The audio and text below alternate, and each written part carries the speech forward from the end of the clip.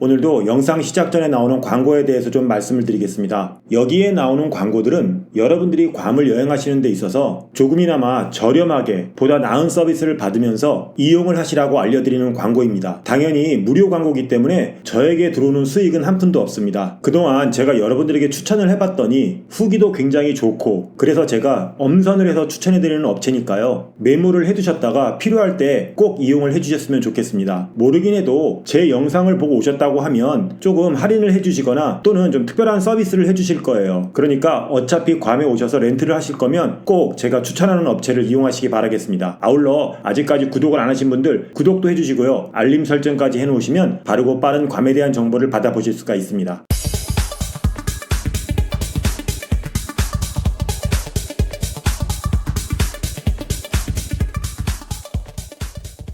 안녕하십니까, 괌투브의 PD 아저씨입니다. 오늘 제가 여러분들에게 해드릴 괌에 대한 이야기는 인터넷 모 카페에 올라와 있는 괌에 대한 궁금한 질문들을 가지고 거기에 답을 해드리면서 이야기를 진행해 보도록 하겠습니다. 아무쪼록 오늘 말씀드리는 것에 대해서 궁금해하셨던 분들에게 좋은 참고 자료가 되었으면 좋겠습니다. 먼저 첫 번째 질문입니다. 호텔 보증금에 관한 이야기인데요. 괌 프라자에 보증금이 있냐라고 질문을 해주셨는데, 어느 호텔이건 보증금은 있습니다. 보통 디파짓이라고 부르는데요, 혹시 모를 객실 내 파손이라든가 이런 것들을 대비해서 보증금을 받아놓는 거예요. 그런데 이게 체크아웃 할 때 바로 환불이 되는 게 아니라 어떤 곳은 길게는 한 보름 정도 시간이 걸리는 곳도 있더라고요. 그래서 환불이 좀 늦어진다고 이렇게 질문하시는 분들이 계신데요, 좀 시간이 걸리더라도 분명히 환불이 되니까요, 걱정 안 하시고 기다리셨으면 좋겠습니다. 두 번째 질문인데요, 의외로 음주라든가 밤에 여가 활동에 대해서 질문하시는 분들이 굉장히 많으시더라고요. 특히 저녁 시간에 비치에서 술을 마셔도 되냐라고 질문하시는 분들도 계시고요, 밤에 클럽이라든가 펍이라든가 이런 곳이 있느냐고 질문들을 하셨는데요, 괌은 아무래도 관광지보다는 휴양지다 보니까 여타 동남아나 다른 지역에 비해서 밤 문화가 굉장히 없는 것은 사실입니다. 평일에는 술집이라든가 바라든가 펍이라든가 이런 곳들이 좀 일찍 닫는 편이고요, 주말 같은 경우는 현지 로컬들도 많이 몰리고 군인들도 많이 몰리기 때문에 좀 조용하게 술을 드시기에는 적당하지 않다고 생각을 합니다. 밤 시간에 해변에서 맥주를 마시는 것도 조금 낭만적이라고 하기에는 그렇고요, 현지 로컬 분들도 많이 있고 그러다 보니까 좀 시끄럽기도 하고, 또 괌 같은 경우 대마초가 합법이기 때문에 해변에서 대마초를 피우는 사람도 굉장히 많습니다. 그렇기 때문에 어린 자녀들을 동반하거나 여성분들끼리는 해변에서 밤 시간에 맥주를 마시거나 하는 것을 좀 피하시기를 추천을 드리겠습니다. 다음은 얼마 전에 한인 단톡방에서도 굉장히 이것 때문에 시끄러웠다고 하더라고요. 제가 지금은 이제 그 방을 나와서 그 방에서 어떤 이야기가 오고 가는지는 모르겠는데 주변 분들에게 들은 이야기예요. 이분도 그냥 호텔 객실에 가운이 있냐 라고 질문을 하셨는데, 여러분들께서는 객실 내에 비치된 샤워 가운의 용도에 대해서 어떻게 생각하는지 좀 궁금합니다. 제가 아무래도 괌에 살면서 괌에 대한 이야기를 하는 유튜버이다 보니까 제가 다른 사람이 괌에 대해서 이야기한 유튜브를 좀 많이 보게 되는데요, 제가 지난번에 적지 않은 구독자를 가진 어떤 여성분이 괌에 여행을 왔다가 올린 영상을 보게 되었어요. 그런데 그 영상에서 그 여자분이 객실 내에 있는 샤워 가운을 입고 수영장까지 내려오셨더라고요. 한인 단톡방에서도 샤워 가운을 입고 호텔 내를 돌아다니는 한국분들을 봤는데 그러지 말았으면 좋겠다라는 이야기를 했었는데요, 샤워 가운은 말 그대로 샤워 가운입니다. 샤워 후에 속옷을 대신해서 입거나 또는 잠옷을 대용해서 입는 그런 가운이 바로 샤워 가운이에요. 그러니까 샤워 가운을 입고 밖에 나오는 거는 속옷만 입고 나오는 것과 다를 게 없다고 저는 생각을 합니다. 나름 호텔 객실 내에 비치된 샤워 가운을 입고 밖에 나오는 게 좀 우아하다고 생각을 하실 수도 있는데요, 수영장에서는 수영장에서 입는 비치 가운이 분명히 있습니다. 그런데 그 샤워 가운을 입고 왜 수영장까지 내려오시는지 전 이해가 좀 안 가더라고요. 괌이 아닌 일부 나라, 특히 중국이라든가 대만이라든가 홍콩이라든가 이런 나라에서는 샤워 가운을 입고 밖에 나오는 게 또 그들의 문화인가 보더라고요. 하지만 서양 문화에서는 그 샤워 가운을 입고 밖에 나오는 게 에티켓에 어긋나는 거니까요, 가능하시면 샤워 가운을 입고 밖에 나오시는 거는 삼가하셨으면 좋겠습니다. 다음은 주정차 위반에 대한 견인에 대한 이야기예요. 이 부분은 제가 여러분들에게 꼭 이야기해드리고 싶었던 내용 중에 하나였는데요, 내용을 보면 참호로 야시장 근처에 그냥 주차를 해놨는데 차를 끌고 갔다 라고 이야기를 하시는데 주차 위반으로 견인 조치된 것입니다. 참고로 참호로 야시장 주변에는 주차 금지 지역이 굉장히 많습니다. 그러다 보니까 수요일에 견인차들이 그쪽으로 많이 몰려서 견인들을 해가고 있는데요, 누군가 주차를 해놨으니까 그 뒤에 주차를 해서 괜찮겠지 라고 생각을 하겠지만, 보시는 것처럼 빨간색 연석과 노란색 연석이 있습니다. 노란색 연석에 주차를 해놓는 건 문제가 없지만 바로 바로 이 빨간색부터는 주차 금지 구역입니다. 그렇기 때문에 노란색에 주차를 해놓은 차는 그대로 주차가 되었겠지만 빨간색에 주차해놓은 차량은 견인 조치가 될 수가 있다라는 거죠. 어두운 밤이라서 저희처럼 정확하게 알고 있는 사람은 모르겠지만 모르시는 관광객분들 같은 경우 밤이기 때문에 노란색과 빨간색 구분이 안 갈 수도 있어요. 하지만 몰랐다고 한다고 해서 범칙금 납부를 피해갈 수는 없습니다. 말씀하신 것처럼 주차 위반에 대한 범칙금은 정말 굉장히 큰 돈이고요. 산속으로 차를 가지러 가서 굉장히 무서웠다라고 말씀을 하시는데 사실 괌에서 주차 위반을 하는 현지인들은 거의 없습니다. 그러다 보니까 가까운 곳에 견인차를 보관하는 곳이 없기 때문에 견인차를 보관하는 곳이 굉장히 멀리 있어요. 아무래도 견인을 당하게 되면 금전적 손해도 있고 시간적 손해도 있으니까요. 주차를 하시기 전에는 꼭 이런 부분들을 확인하셔서 주차를 하시기 바라겠습니다. 가끔 가다 보면 주차할 곳이 마땅하지가 않다라고 말씀하시는 분들이 계신데요. 걷지 않으려고 하니까 주차할 곳이 없는 거예요. 조금만 걷는 것을 감수하면 주차할 곳은 충분히 있으니까요. 지정된 주차장을 꼭 찾으셔서 거기에 주차하시기를 추천드리겠습니다. 다음 글은 제가 여러분들에게 꼭 해주고 싶은 이야기라서 퍼왔습니다. 요즘 한국도 이 젊은 친구들 사이에서 어린 친구들 사이에서 말 줄임말을 굉장히 많이 쓰고 있는데요. 말 줄임말을 하자면 미국도 굉장히 많이 사용하는 편입니다. 예를 들어서 투몬 샌드 프라자 같은 경우는 TSP라고 하고 괌 프리미엄 아울렛 같은 경우는 GPO라고 합니다. 또 괌 경찰국 그러니까 괌 폴리스 디파트먼트는 GPD라고 줄여서 말을 하기도 하는데요. 여러분들이 잘 아시는 PIC 같은 경우는 퍼시픽 아일랜드 클럽의 약자입니다. 그런데 어느 순간부터 가끔 한국 분들을 보면 픽픽 하시더라고요. 저는 처음에 이 픽이라는 게 뭔가 했었어요. 그런데 바로 이 PIC 호텔을 픽이라고 읽는 거더라고요. 영어에서는 한 번 줄임말을 절대로 붙여서 읽으면 안 됩니다. 한 방송인이 방송에 나와서 UCLA를 우클라 대학이라고 했다가 굉장히 웃음거리가 된 적이 있습니다. PIC를 픽이라고 하는 거는 그것과 다름이 없어요. 그냥 상식으로 아시고 웃음거리가 되지 말으셨으면 좋겠습니다. 다음은 가장 많이 궁금해하시는 택시에 관한 이야기입니다. 택시를 이용할 경우에 유아용 또는 어린이용 카시트를 어떻게 해야 하냐라는 질문인데요. 영업용 차량의 경우는 유아용 카시트가 없어도 됩니다. 어린이 같은 경우는 안전벨트를 꼭 착용해야 하고요. 영유아 같은 경우는 보호자가 안고 타시면 될 것 같습니다. 택시에 관한 글들을 보다 보니까 이런 글이 하나 올라와 있더라고요. 괌의 택시비가 비싼데 왜 우버 택시는 없냐라는 글이었어요. 그러면서 하다못해 렌트카를 빌린 사람이 택시 요금의 반만 받고 손님을 태워주는 건 어떠냐, 참 좋을 것이다 라고 이야기를 하셨는데요. 그냥 웃음만 나오는 글입니다. 괌에 택시비가 비싸다고 하시는데요. 제가 알기로 일본이나 유럽 어떤 나라 같은 경우는 괌보다 택시비가 훨씬 더 비쌉니다. 더군다나 괌 같은 경우 괌에 오셔서 한인 택시를 이용하시면 일반 요금, 정상적인 요금의 30% 정도 싼 가격으로 택시를 이용하실 수가 있어요. 사실 한국이 택시 요금이 싼 거지 일부 동남아 국가를 제외하면 선진국들은 모두 택시비가 비쌉니다. 인건비가 비싸기 때문에 그런 것도 있고요. 괌 같은 경우 택시를 하시는 분들이 모두 개인 사업자이기 때문에 요금이 비쌀 수밖에 없습니다. 어떻게 보면 굉장히 어리석은 생각인데요. 아무나 차가 있다고 해서 손님이라고 태우고 돈을 받고 그러다 보면 거기에 따른 사건 사고는 누가 책임을 지냐는 거죠. 사실 택시비 비싸다고 교통비 걱정하시는 분이 비행기는 어떻게 타고 오셨는지 모르겠어요. 택시 이야기가 나와서 하나 더 보여드리면서 이야기를 좀 이어가겠는데요. 인터넷상에 택시 불친절에 대해서 달린 글에 달린 댓글입니다. 저는 이 글을 읽고 참 어이가 없더라고요. 이 글 내용 중에서 제가 꼭 해드리고 싶은 이야기는 괌에서 택시 운전을 해서 얼마나 벌겠냐고 비웃듯이 말씀을 하셨는데요. 이런 식으로 일부 모자란 분들이 한국에서도 택시 기사분들을 좀 하대하는 것 같아요. 저렇게 무시를 하니 제대로 된 서비스를 받을 자격이 없다라는 거죠. 앞서 말씀드렸지만 괌에서 택시를 하시는 분들은 전부 개인 사업자입니다. 그러니까 한국으로 따지면 개인 택시인 거예요. 다들 정상적으로 세금 납부하시면서 사업을 하시는 분들이죠. 저분이 궁금해하시니까 한 달 수입을 말씀해 드리자면 저분 남편이 대기업의 부장급이 아니면 저분 남편보다 괌에서 택시 하시는 분들이 더 많이 법니다. 저분이 말하는 것처럼 월 수입으로 어떤 사람을 무시하고 그렇게 하는 거라면 저분은 괌 택시 기사분들에게 정말 고분고분해야 돼요. 제가 늘 말씀드리지만 저런 게 바로 갑질입니다. 본인이 지불하는 금액보다 그 이상으로 뭔가를 원하고 해줘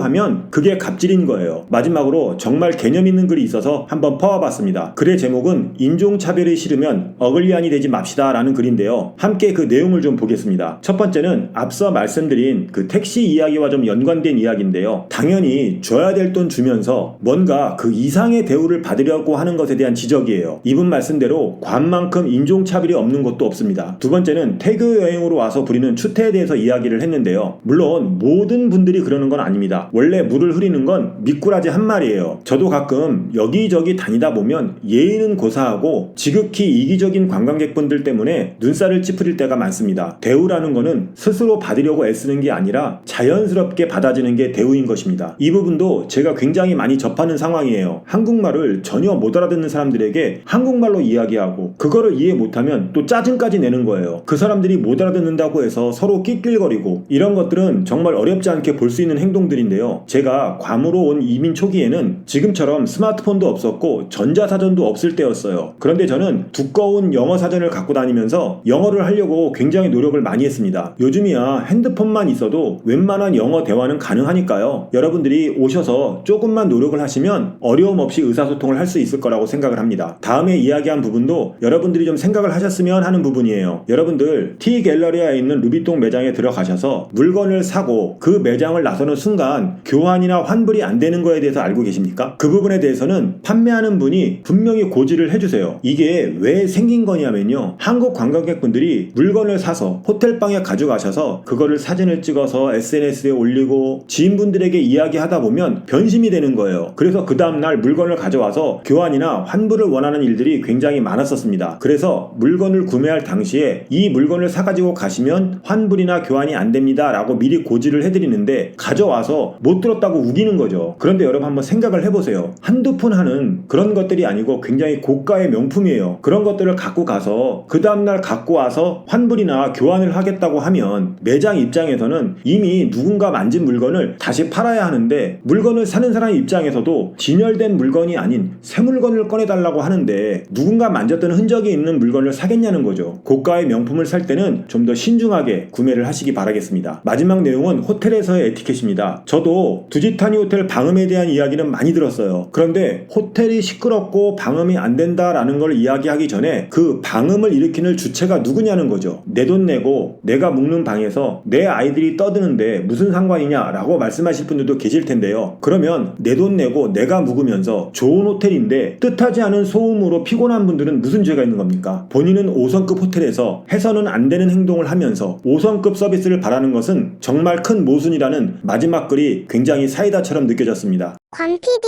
아저씨. 자, 오늘은 인터넷상에 올라온 괌에 대한 질문을 가지고 이야기를 좀 해봤습니다. 참고해야 될 내용은 참고하시고 하지 말아야 할 행동들은 여러분도 하지 않으시길 바라겠습니다. 오늘 제가 준비한 괌에 대한 이야기는 여기까지입니다. 부족한 영상 끝까지 봐주셔서 감사드리고요. 오늘 내용이 유익했다면 좋아요 버튼 한 번씩 눌러주시고요. 여러분들의 생각과 여러분들의 의견 그리고 여러분들의 궁금증을 댓글로 남겨주시면 감사하겠습니다. 그럼 저는 또 다른 괌에 대한 유익한 이야기로 다음 영상에서 만나 뵙기로 하고요. 지금까지 괌에서 괌투브의 PD 아저씨였습니다. 감사합니다.